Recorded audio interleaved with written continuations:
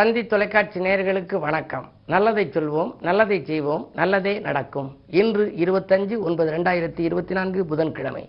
திருவாதிரை நட்சத்திரம் இரவு 4:08 வரை, பிறகு புனர்பூசம் நட்சத்திரம். இன்றைக்கு நான் உங்களுக்கு சொல்ல இருக்கிற நல்ல கருத்து பழமொழிகள் கூறும் படிப்பினைகள் அப்படின்னு சொல்லி இந்த பழமொழிகளுக்கெல்லாம் சரியான விளக்கம் ரொம்ப பேருக்கு தெரியறதில்லை.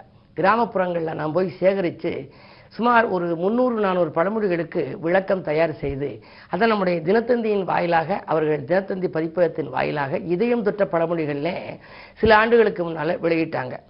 இந்த நூல் வெளியிடுவதற்கு மூல காரணமாக இருந்தது என்ன அப்படின்னா, ஒரு முறை கவிஞர் கண்ணதாசன் எங்கள் ஊருக்கு வந்தபோது, ஐயா கண்டது கற்க பண்டிதனாவன்னு ஒரு பழமொழி இருக்கே, எப்படி கண்டதையெல்லாம் கற்றவன் பண்டிதனாக முடியும்னு அவற்றை கேட்டேன்.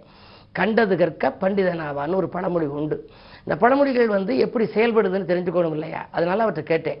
அவர் சொன்னார், கண்டது கற்க பண்டிதனாவான்னா கண்ட நூல்களை எல்லாம் கற்றா பண்டிதனாக முடியாது.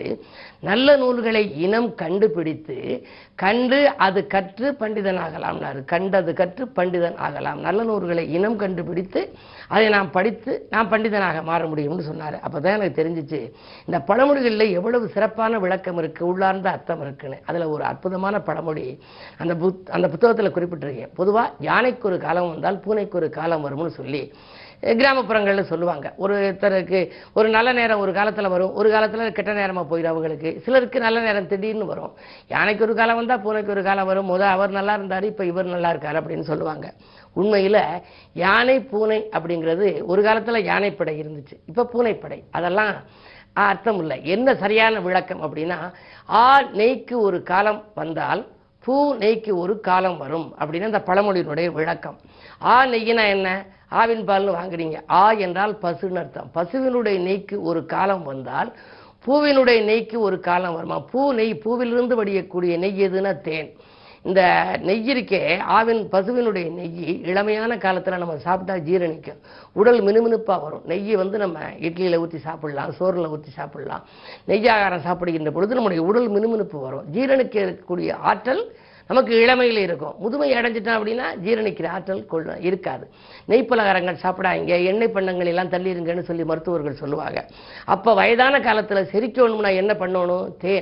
தேன் விருந்தாகவும் இருக்கும், மருந்தாகவும் இருக்குமா. பூவிலிருந்து வடியக்கூடிய நெய் எது அப்படின்னா தேன். அந்த தேனை நம்ம உள்ளங்கையில் வச்சு ஒரு ஸ்பூன் சாப்பிட்டா கூட போதுமா, ஜீரண சக்தி நன்றாக இருக்கும், ரத்த விருத்தி நல்லா இருக்குங்கிற. நெய்க்கு ஒரு காலம்ங்கிறது இளமை காலம். முதுமை காலத்திலே பூவிலிருந்து வடியக்கூடிய நெய்யான அந்த தேன் நாம் சாப்பிட்டோம்னா நம்ம உடல்வாகு சிறப்பாக இருக்கும், ஜீரண சக்தியை கொடுக்குமா. நெய்க்கு ஒரு காலம் வந்தால் பூ நெய்க்கு ஒரு காலம் வரும். எப்படி முன்னோர்கள் அழகான கருத்தை ஒரு வரிக்குள் பதித்து வைத்திருக்கிறார்கள் என்பதை ஆராய்ந்து பாருங்கள். இப்படி எண்ணற்ற பழமொழிகள் நம்முடைய வாழ்க்கையிலே இடம்பெறுகின்றன. அவற்றையெல்லாம் நீங்கள் தெரிந்து கொண்டால் ஆச்சரியப்படுவீர்கள்.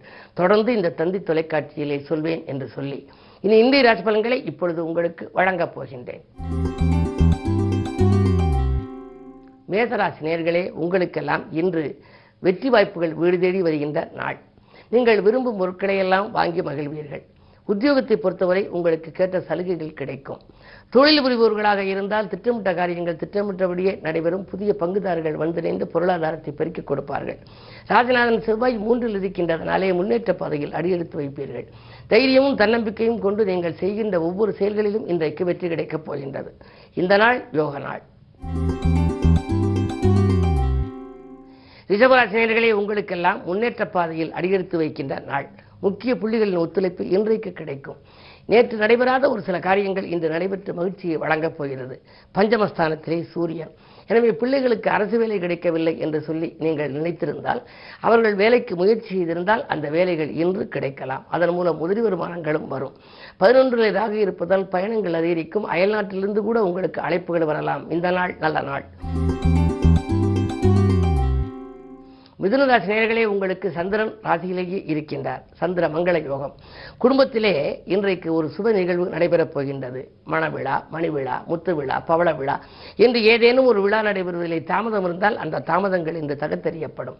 இன்றைக்கு உடன்பிறப்புகள் உறுதுணையாக இருப்பார்கள். வாங்கல் கொடுக்கல்கள் சிறப்பாக இருக்கின்றது. உத்தியோகத்தை பொறுத்தவரை நீங்கள் உங்களுடைய திறமைக்கு அங்கீகாரம் கொடுக்கப்படும். இந்த நாள் மிகச்சிறந்த நாள். கடகராசி நேயர்களே, வக்ரச்சனையின் ஆதிக்கம் இருப்பதனாலே தக்க பலன்கள் உங்களுக்கு கிடைக்கும். வெற்றிக்கனியை எற்றி பிடிக்கக்கூடிய நாளாகவே இந்த நாள் இருக்கின்றது. வேண்டிய தொகை உங்கள் கரங்களிலே புரளும். குடுக்கல் வாங்கல்கள் சரளமாக இருக்கும். சொத்துக்கள் வாங்குவது பற்றியும் விற்பது பற்றியும் சிந்திப்பீர்கள். இன்றைக்கும் மிக குறைந்த விலைக்கு வாங்கி போட்ட சொத்து இன்றைக்கு அதிக விலைக்கு விற்று அந்த மூலதனத்தை கொண்டு சுயதொழிலை கொஞ்சம் பலப்படுத்திக் கொள்ளலாமா என்று கூட சிந்திப்பீர்கள். பொது வாழ்வில் இருப்பவர்களுக்கு நல்ல பொறுப்புகள் கிடைக்கலாம். சிம்மராசி நேயர்களே, கண்டகச்சனையின் வலிமை கொஞ்சம் குறைந்திருப்பதனாலே உங்களுடைய வாழ்க்கை தேவைகள் பூர்த்தியாகும். அன்பு நண்பர்களின் ஆதரவு கிடைக்கும். அருகில் இருப்பவர்கள் உங்களுக்கு உறுதுணையாக இருப்பார்கள். அதே நேரத்தில் தொழில் கூட்டாளிகள் உங்களுக்கு வருமானம் உயர வழிகாட்டுவார்கள். அஷ்டமத்திலே ராகு இருப்பதனாலே பயணங்கள் அதிகரிக்கும். அலைச்சல் இருந்தாலும் ஆதாயம் உண்டு. 10ல் குரு இருப்பதனாலே இருக்கும் பதவியிலிருந்து வேறொரு பதவியை நீங்கள் எதிர்பார்த்து காத்திருந்தால் அது தானாகவே கிடைக்கக்கூடிய ஒரு யோகமும் உண்டு. இந்த நாள் நல்ல நாள். கன்னிராசி நேயர்களே, உங்களுக்கு ஜென்மத்திலே கேது. மன நிம்மதி எள்ளளவும் இருக்காது. நீங்கள் எதை செய்ய நினைத்தாலும் செய்ய இயலாமல் போகலாம். மேலதிகாரிகள் இணக்கமாக நடந்து கொள்ள மாட்டார்கள். உத்தியோகத்தை பொறுத்தவரை உங்களுக்கு பிரச்சனைகள் வரலாம். எதிலும் ஸ்திரமாக இருக்க முடியவில்லையே என்று கவலைப்படுவீர்கள். சூரியனோடு கேது இருப்பதனாலே உங்களுக்கு மன அமைதி குறைவு ஏற்படும். அதே நேரம் அகலக்கால் வைப்பதன் மூலமும் அமைதி குறையலாம். திட்டமிட்ட காரியங்கள் திசை மாறி செல்கிறதே என்று கவலைப்படலாம். இன்றைக்கு புதன்கிழமை என்பதனாலே உங்களுக்கு அனுமன் வழிபாடு ஆனந்தமான வாழ்க்கையை அமைத்துக் கொடுக்கும். துலாம் ராசி நேயர்களே, உங்களுக்கெல்லாம் ராசியிலேயே சுக்கிரன் நன்றாக இருந்தாலே அக்கறை செலுத்தாத காரியத்தில் கூட ஆதாயம் கிடைக்கும் என்பார்கள். எனவே பணம் பல வழிகளிலிருந்து பைய நிரப்பும். பணியிட மாற்றம் பற்றிய செய்தி வரலாம். தேவைப்பட்ட நேரத்தில் தேவைப்பட்ட உதவிகள் உங்களுக்கு கிடைக்கும். மாற்று கருத்துடையோர் மனம் மாறுவார்கள். கூட்டு முயற்சிகளிலிருந்து நீங்கள் விடுபட்டு தனித்து இயங்கலாமா என்று கூட சிந்திப்பீர்கள். செவ்வாய் பலம் நன்றாக இருப்பதனாலே உடன்பிறப்புகள் வழியில் உங்களுக்கு ஒரு ஒத்துழைப்பும் கிடைக்கும். அவர்கள் உறுதுணையாக இருந்து உங்கள் கடன் சுமை குறையவும் வழிகாட்டுவார்கள். இந்த நாள் நல்ல நாள். விருச்சிக ராசி நேயர்களே, உங்களுக்கு சந்திராஷ்டமம். எதை செய்தாலும் யோசித்து செய்ய வேண்டும். வழிபாட்டு மூலமே வளர்ச்சி காண இயலும். வாழ்க்கை தேவைகள் கடைசி நேரத்தில் தான் பூர்த்தியாகும். அதிகார பதவியில் உள்ளவர்களை பகித்துக் கொள்ள வேண்டாம். வாங்கல் கொடுக்கல்கள் சீராகவும் சிறப்பாகவும் இருக்க வேண்டுமானால் நீங்கள் பதற்றத்தை தவிர்க்க வேண்டும். நிதானத்தை கடைபிடிக்க வேண்டும். 12ஆம் இடத்திலே சுக்கிரன். பயணங்கள் உங்களுக்கு அமையும். அலைச்சல் இருக்கும். ஆனால் அலைச்சலுக்கேற்ற ஆதாயம் கிடைக்காது. வாகனங்களில் செல்லும் பொழுது கொஞ்சம் கவனமாக செல்வது நல்லது. உறவினர் வழியில் உங்களுக்கு ஏதாவது ஒரு தொல்லைகள் வரலாம். எனவே மிக மிக கவனமாக இருக்க வேண்டிய நாள் இந்த நாள். கடவுள் வழிபாடு உங்களுக்கு கை கொடுக்கும் என்பதனாலே இன்றைக்கு பெருமாள் வழிபாடு உங்களுக்கு பெருமை சேர்க்கும். தனுசு ராசி நேயர்களே, உங்களுக்கெல்லாம் தடைகள் அகலுகின்ற நாள். தன்னிறைவு ஏற்பட போகின்றது. உலாவரும் கிரகங்களால் உன்னத நிலையை அடையப் போகின்றீர்கள். செவ்வாய் சந்திரன் 7ல் இருப்பதனாலே எண்ணங்கள் எளிதில் நிறைவேறும். நினைத்த காரியத்தை நினைத்த நேரத்தில் செய்து முடிப்பீர்கள். அதிகார வர்க்கத்தினரின் ஆதரவோடு ஒரு புது முயற்சிகளிலே வெற்றி காண்பீர்கள். உத்தியோகத்தில் உங்கள் கை ஓங்கும். நேற்று குறை கூறிய மேலதிகாரிகள் இன்று உங்களுக்கு நிறைவாக நல்ல பலன்களை வழங்கப் போகின்றார்கள்.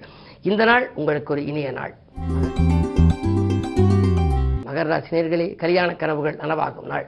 கடன் சுமை உங்களுக்கு குறைய புதிய வழிபிறக்கும். 2லே சனி இருப்பதனாலே கொடுத்த வாக்கை காப்பாற்றுவீர்கள். வள்ளல்களின் ஒத்துழைப்பும் வங்கிகளின் ஒத்துழைப்பும் உங்களுக்கு கிடைக்கும். பொது வாழ்வில் இருப்பவர்களுக்கு நல்ல பொறுப்புகள் வரலாம். வந்த பொறுப்புகளை ஏற்றுக்கொண்டு நீங்கள் செயல்பட்டு மக்கள் செல்வாக்கை அதிகரித்துக் கொள்ளப் போகின்றீர்கள். 6லே செவ்வாய் இருப்பதனாலே புதிய பொறுப்புகள் வருவதை ஏற்றுக்கொள்வதில் தவறில்லை. 3லே ராகு இருக்கின்றார். எனவே அயல்நாட்டு முயற்சிகளிலும் உங்களுக்கு வெற்றி கிடைக்கும். அதற்கு உடன்பிறப்புகள் உறுதுணையாக உங்களுக்கு இருப்பார்கள். இந்த நாள் உங்களுக்கு மேலும் இனிய நாளாக அமைய வேண்டுமானால் ஆஞ்சநேயர் வழிபாடு உங்களுக்கு கை கொடுக்கும். கும்பராசி நேயர்களே, ஜென்மச்சனி வக்ரம் பெற்றிருக்கின்றார். ஆரோக்கிய தொல்லை உண்டு. கொடுத்த வாக்கை காப்பாற்ற இயலாது. கூடுதல் லாபம் தொழில் கிடைக்கும் என்று நம்பி நீங்கள் செய்த முயற்சிகளில் எல்லாம் வெற்றி கிடைப்பது அரிது. உடன் இருப்பவர்களை கொஞ்சம் அனுசரித்துக் கொள்ள வேண்டும். உங்களுடைய முன்னேற்றத்தை சக ஊழியர்களிடம் பகிர்ந்து கொள்ள வேண்டாம். செவ்வாய் 5ல் இருப்பதனாலே பிள்ளைகளால் சில பிரச்சனைகள் வரத்தான் செய்யும். அதை சமாளிக்கக்கூடிய சூழலும் உங்களுக்கு உண்டு. இந்த மதியத்திற்கு மேல் உங்களுக்கு மனக்கலக்கம் தரும் தகவல் கூட வரலாம். மீனராசி நேயர்களே, உங்களுக்கு அலைபேசி வழியில் வருகின்ற தகவல் ஆச்சரியப்படச் செய்யும். அன்றாட பணிகளை நன்றாக செய்து முடிப்பீர்கள். அதிகார பதவியில் உள்ளவர்களின் ஆதரவு உங்களுக்கு கூடுதலாக கிடைக்கும். மருத்துவ செலவுகள் குறையும். மகிழ்ச்சி கூடும். திட்டமிட்ட காரியங்கள் திட்டமிட்டபடியே நடைபெறப் போகின்றது. முன்னேற்ற பாதையில் இருந்த முட்டுக்கட்டைகள் எல்லாம் அகலப் போகிறது. 4லே செவ்வாய் இருந்து 10ஆம் இடத்தை பார்ப்பதனாலே புதிய ஒப்பந்தங்கள் அடுக்கடுக்காக வரலாம். உத்தியோகத்தில் மேலதிகாரிகள் இணக்கமாக நடந்து கொள்வார்கள். கேட்ட சலுகைகளை கொடுப்பார்கள். இந்த நாள் உங்களுக்கு ஒரு மிக மிக யோகமான நாள். மேலும் விவரங்கள் அறிய தினத்தந்தி படியுங்கள்.